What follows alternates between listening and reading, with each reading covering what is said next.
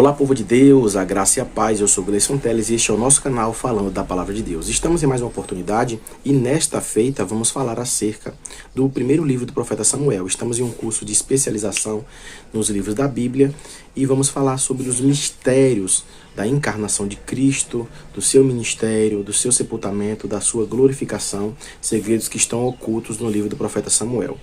Abra sua Bíblia comigo, por favor. Samuel, capítulo 1, versículo 1, primeiro livro do profeta Samuel.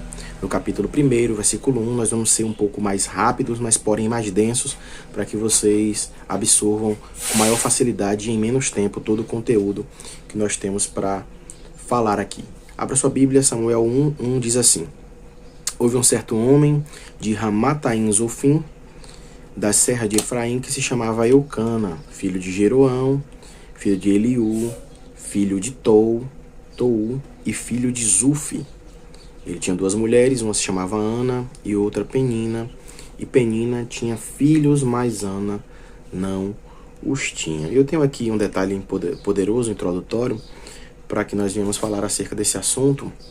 Quando nós observamos esse texto, logo a priori, a título de informação, nós temos aqui um texto marcante porque ele fala de um período que fica entre o período do governo de Moisés e entre o período dos reis. Nós chamamos de teocracia ou período dos juízes.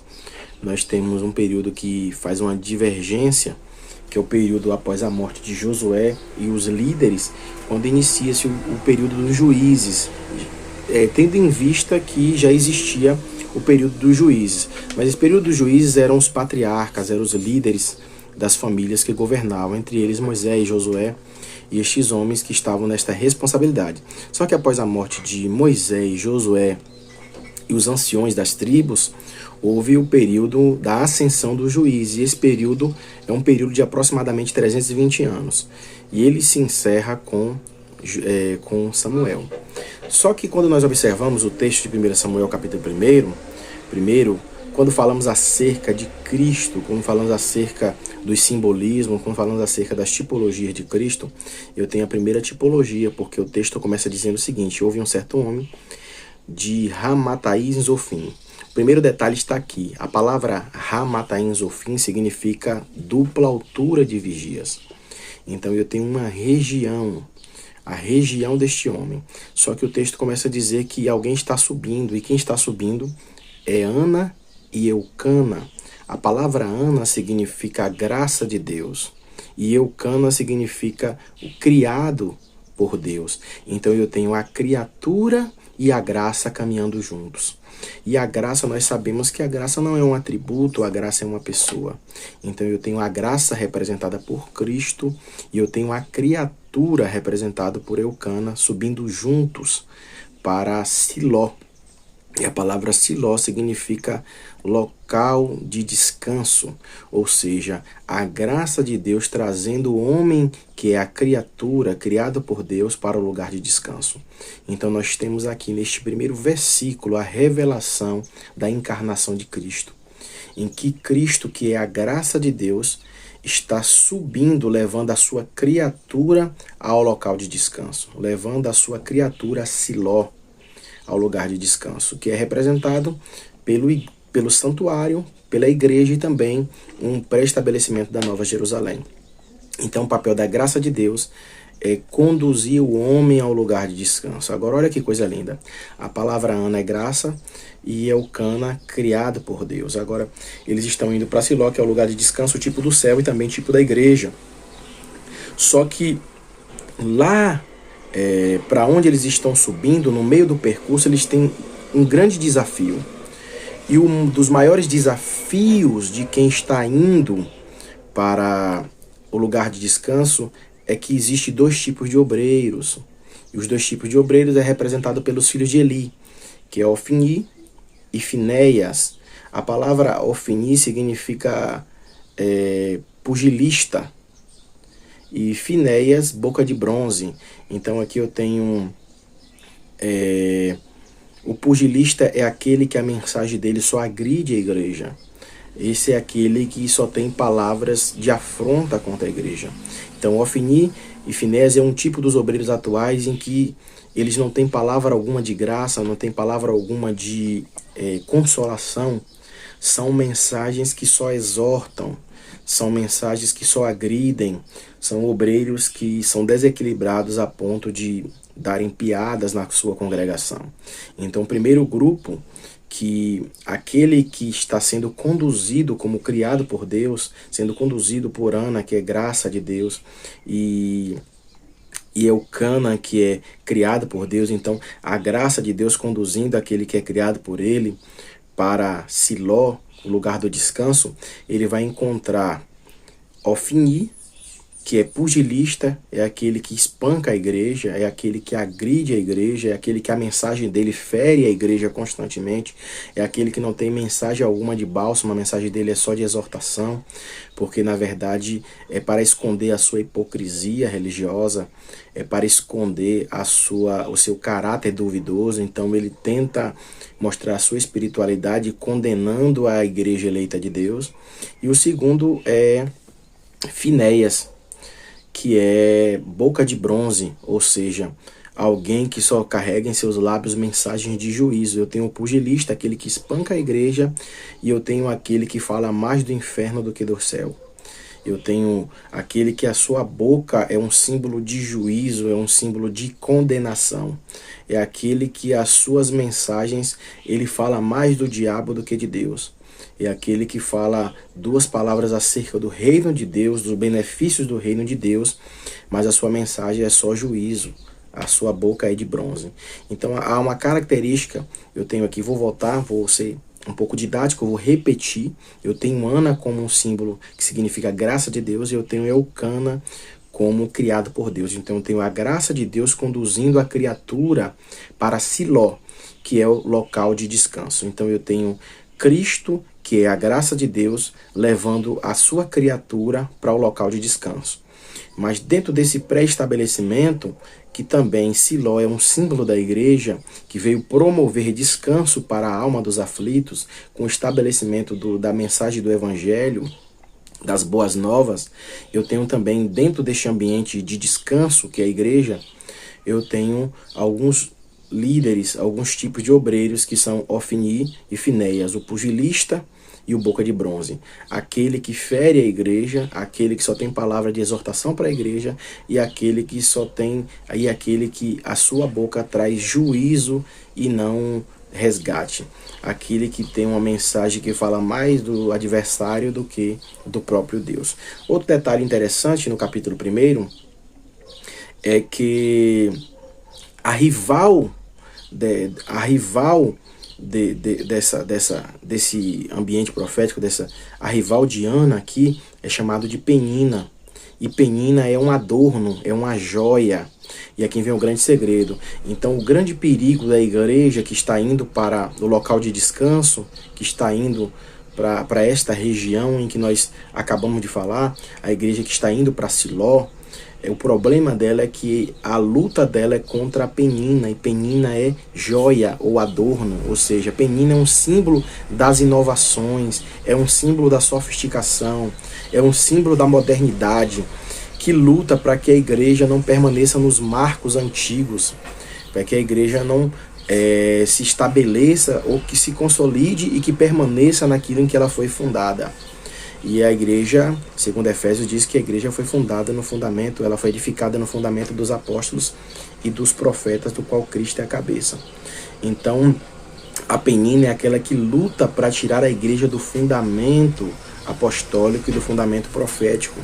É uma igreja que quer estabelecer a sua base em inovações, em novidades, em tudo aquilo do mundo secular. Ela quer introduzir no seu seio, no seu cerne, para que ela se torne mais próxima do mundo.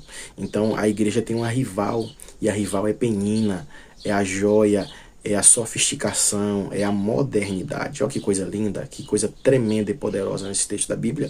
Eu tenho a graça conduzindo a criatura para Siló, que é o lugar de descanso. Eu tenho os dois símbolos de dois tipos de obreiro, que é o Ofni e Finéias, o pugilista, e aquele que tem a mensagem de juízo, que é o boca de bronze, que é Finéias. Eu tenho a rival da igreja, que é Penina, que é a joia, é a sofisticação, é a modernidade que quer entrar dentro da igreja para tirar dela os valores dos homens que deram a sua vida para que esta obra permanecesse da forma que está, para remover os marcos de homens que deram a sua vida para estabelecer doutrinas bíblicas, e eles querem simplesmente passar por cima para estabelecer pensamentos humanistas, pensamentos antropológicos, pensamentos do homem, antropocêntricos, com o propósito de deixar mais próximo do mundo, para que o mundo se sinta bem dentro das suas congregações. Outro detalhe importante que eu preciso falar é que no capítulo 1, no versículo 10, ele tem outra revelação poderosa. É que ele fala com Ana como símbolo da graça, que é Cristo, que está conduzindo Elcana, que é a criatura, para Siló, que é o local de descanso. Eu tenho Ana também dentro da sua vida, eu tenho uma marca do sofrimento de Cristo. No versículo de número 10, fala de um do sofrimento de Cristo. Eu tenho Cristo sofrendo tridimensionalmente. Cristo sofre na alma no Getsemane, Cristo sofre no espírito na mesa, quando ele precisa revelar quem iria o entregar, e Cristo sofre no corpo na cruz. Mas só que aqui no texto de Ana eu tenho um dos sofrimentos de Cristo. Olha que coisa linda. Acompanhe comigo o versículo 10. Diz assim: e com grande amargura de alma orou e chorou copiosamente diante do Senhor Jeová. Eu tenho aqui em Ana o sofrimento do espírito, no sofrimento da alma. E com grande amargura de alma orou e chorou. Aqui eu tenho um tipo do Getsemane, em que Cristo diz: a minha alma está angustiada até a morte. E aonde Cristo chora, e as suas lágrimas foram convertidas em gota de sangue. Eu tenho aqui o tipo do sofrimento de Cristo, em que a sua alma está amargurada, em que ele ora e chora, em que ele olha para os discípulos e diz: vocês não podem orar comigo só nem uma hora? Então aqui eu tenho um símbolo do Getsemane. E você me diz: como que você me prova que isso aí é um tipo do Getsemane? Porque tem o segundo sofrimento. E o segundo sofrimento está no versículo de número 9, o versículo de número 9. Diz assim, o versículo de número 9 não, o versículo de número 11. Agora olha que coisa linda, o versículo de número 11, eu vou ler. O versículo de número 11, primeiro, o versículo de número 10 é o sofrimento de Cristo na alma. O versículo de número 11 é o voto do nazereado de Cristo. Porque o voto do nazereado de Cristo é que ele não beberia o fruto da vide até que ele retornasse. Então a proposta de Cristo é que ele não iria mais beber o fruto da vide após ele estabelecer a ceia. Ele prometeu que não beberia mais o fruto da vide até que ele viesse.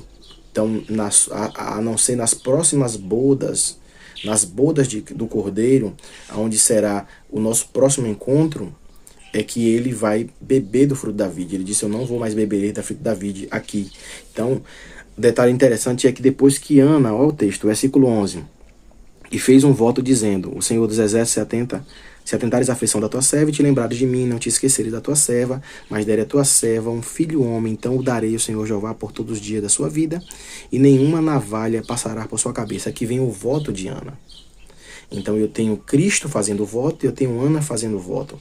Agora, o detalhe interessante é que está aqui no versículo 13, porquanto Ana falava no seu coração e os seus lábios apenas se moviam, mas a sua voz não se ouvia, então Eli pensou que ela estava embriagada. E aqui vem o versículo 15, respondeu Ana dizendo: não, meu senhor, eu sou uma mulher de espírito pesaroso. Então aqui vem o sofrimento no espírito. O primeiro sofrimento de Cristo foi na alma, no Getsemane, em que ele chora e ora, como nós vemos no versículo 10. E no versículo 15, ela diz: eu sou uma mulher de espírito pesaroso, não bebi vinho ou qualquer bebida forte. Por que não bebeu vinho e nenhuma bebida forte? Porque ele fez um voto que não beberei mais do fruto da vide até que eu venha. Então aqui vem o voto de Cristo, aqui tem o sofrimento de Cristo na alma no Getsemane, junto com o choro e com as orações, e aqui tem o voto e tem o sofrimento de Cristo no espírito, porque ela diz: eu estou uma mulher de espírito pesaroso, e não bebi vinho, nem nenhuma bebida forte. Que coisa linda, que coisa profunda, que coisa extraordinária. Na vida de Ana está aqui a revelação dos segredos da obra, do ministério, da encarnação de Cristo. Todos esses segredos estão na Bíblia.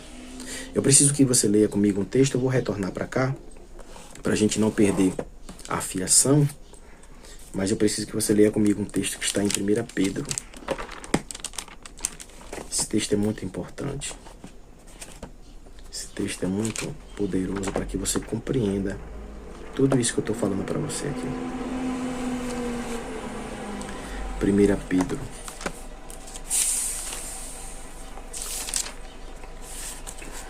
Glória a Deus.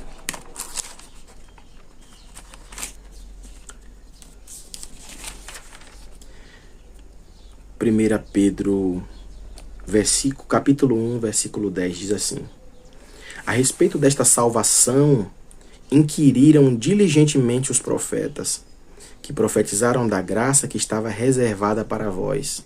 Então ele está falando que os profetas do antigo pacto profetizavam acerca da graça que estava reservada para nós, para a igreja. Agora olha o detalhe. Esquadriando em que tempo, em que ocasião de tempo, o Espírito de Cristo que estava neles indicava, testificando de antemão os padecimentos de Cristo e a glória vindoura que lhes haveria de seguir, aos quais foi revelado que não para si mesmos, senão para nós, eles ministravam estas coisas que agora vos foram anunciadas por meio daqueles que vos pregaram o Evangelho, acompanhado pelo Espírito Santo enviado do céu, coisas que os anjos anelam para escutar. O que o texto está dizendo é que todos esses profetas do antigo pacto que profetizavam, eles viviam em si a vida de Cristo. E eles profetizavam sem saber que não eram para eles aquilo que eles falavam. Então eles indagavam o tempo, a estação, para quem eles estavam falando acerca daqueles mistérios de Cristo que ainda iria acontecer. Eles profetizavam padecimento, eles viviam a vida, Jeremias no calabouço, vivendo o sofrimento de Cristo. Os profetas, eles viviam pedaços, fragmentos da vida de Cristo, do seu ministério, e eles prescrutavam, eles queriam saber se era para eles que eles falavam, e tudo aquilo era uma revelação futura para a igreja, e eles viviam em si. É por isso que Paulo diz: cumpra em nós as aflições, o restante das aflições de Cristo. Então nós como igreja não iremos sofrer as aflições de Cristo, mas o restante das aflições. Então todos esses homens viveram fragmentos da vida de Cristo, parte do seu ministério, parte do seu nascimento, parte do seu sepultamento, que eram símbolos para nós. E eles perguntavam, eles indagavam a respeito daqueles acontecimentos, se era para eles tudo aquilo que eles profetizavam por fé. E aquilo era uma realidade futura. Então eu estou dizendo tudo isso para que você entenda que tudo que está escrito aqui, todos esses acontecimentos da Bíblia, são sinais, eles são pessoas que viveram em sua época um pouco da revelação da vida de Cristo. Então eles viveram na sua história aquilo que projetava futuramente uma realidade do que Cristo iria encarnar, viver em seu ministério, no seu sepultamento, na sua coroação. Então esses textos, eles têm duas vertentes. Nós temos a palavra de Deus como uma espada de dois gumes, o gume histórico e o gume profético. No gume histórico, muitas coisas já se cumpriram, mas no gume profético, ela se cumpre diariamente na sua vida, segredos que você nunca viu na Escritura. É por isso que eu estou lendo este texto com você. Vamos concluir? Nós estamos prestes a concluir dentro da nossa margem de tempo.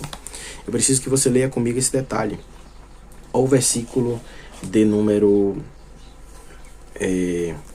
o versículo de número 15 eu já li.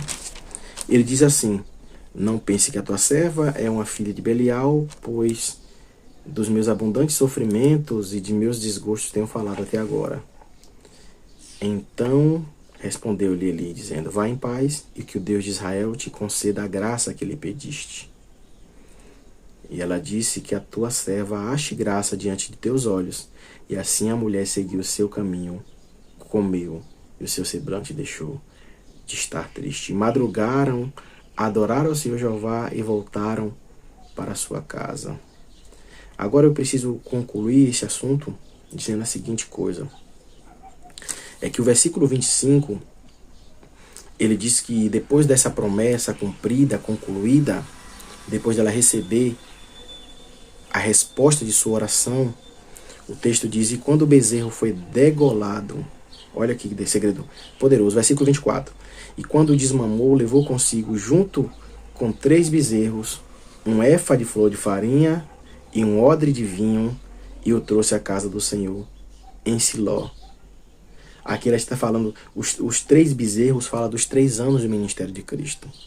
Então, após a resposta da sua oração, ela trouxe 3 bezerros, 3 anos de ministério.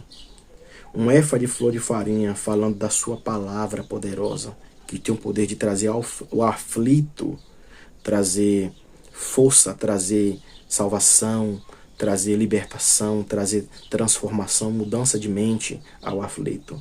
E um odre de vinho representando o novo pacto. E o trouxe à casa do Senhor em Siló. Então ele está falando que depois de todo esse sofrimento de Cristo na alma e no espírito, ele trouxe 3 bezerros. Ele trouxe 3 bezerros. Ele trouxe um odre de vinho. E ele trouxe um efa de flor de farinha. Então a entrega, por causa do sofrimento de Cristo, nessas 3 esferas, no corpo, na alma e no espírito, ele trouxe para nós. Ele trouxe para nós os 3 bezerros, falando dos 3 anos do seu ministério. Ele trouxe o efa de flor de farinha, falando da sua palavra. Ele trouxe o vinho, falando do sangue da sua nova aliança. Só que há um detalhe interessante para mim fechar esse assunto, é que neste percurso de Ramataim Zofim para Siló, existiam 3 locais, e esses 3 locais falam do sofrimento de Cristo, da tentação de Cristo. A primeira região em que se passava para chegar a Siló, saindo de Ramataim Zofim, é Gilgal, e Gilgal significa círculo de pedras. E Gilgal fala da tentação de Cristo, onde o diabo pede que ele transforme pedras em pães. Essa é a parte de Gilgal. Em Gilgal, a oferta do diabo foi que ele transformasse a natureza das coisas, que ele mudasse a natureza, o ciclo natural das coisas, transformasse em pedras em pães. Foi a primeira tentação de corrupção, em que o diabo queria que Cristo mudasse a natureza daquilo que é natural para benefício próprio. Essa é a definição de corrupção. A definição de corrupção é eu transformar a natureza das coisas para meu benefício próprio. É ganhar dinheiro sem trabalho, isso é corrupção. Então ele queria que Jesus tivesse pão sem trabalho. Ele queria que transformasse pedras em pães, Gilgal. Só que a segunda tentação de Cristo foi no templo. O diabo levou ele no pináculo do templo. E aqui vem a segunda região da onde eu subia para ir para Siló, que é Betel. Betel é casa de Deus. Na casa de Deus foi onde o diabo levou ele para o pináculo do templo e disse: se você é filho de Deus, te lança daí. Mas o terceiro, a tentação, foi Migron. E Migron significa precipício. E o diabo levou ele para um alto monte e disse: pula daí, porque aos teus anjos está ordenado ao teu respeito que te guardem em todos os teus caminhos. Então eu tenho neste texto os 3 locais da tentação de Jesus. Gilgal, círculo de pedras, onde o diabo quer que ele transforme pedras em pães. Betel, casa de Deus, onde o diabo leva ele para o pináculo do templo. E Migron, onde o diabo leva, que é precipício, onde o diabo leva ele para um alto monte e pede que ele se lance. Então, dentro desse texto de 1 Samuel capítulo 1, eu tenho a tentação de Jesus, eu tenho a maior obra do Evangelho, que é levar o homem para o local de descanso, a graça trazendo o homem. Eu tenho o sofrimento de Cristo no corpo, na alma e no espírito. Eu tenho essas 3 tentações de Jesus e eu tenho os benefícios do Evangelho, que é trazer 3 bezerros, a farinha e o vinho. Deus abençoe cada um de vocês e até a próxima aula. Se inscreva em nosso canal, deixe o seu like e o seu comentário e envie este conteúdo para mais alguém se isso fez sentido para você. Deus te abençoe.